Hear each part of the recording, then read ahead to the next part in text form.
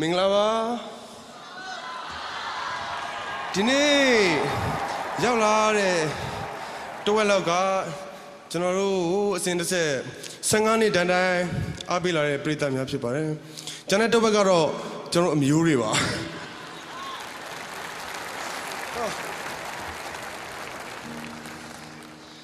ကျွန်တော်အမျိုးတွေကိုဆိုပြနေကြပုံစံလေးအတိုင်းကျွန်တော်တပုတ်လောက်ဆိုပြခြင်းပါ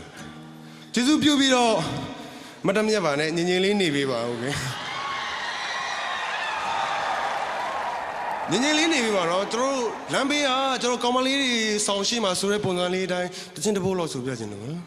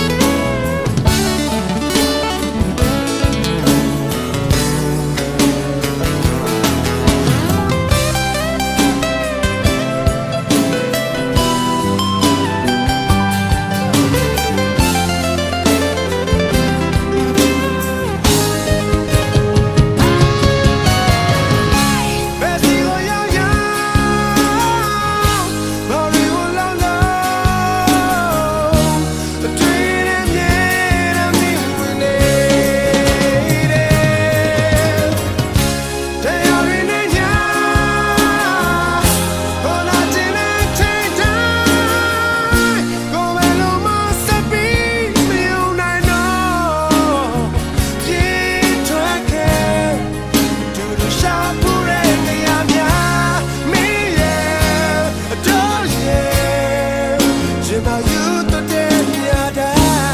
င်းbaby love you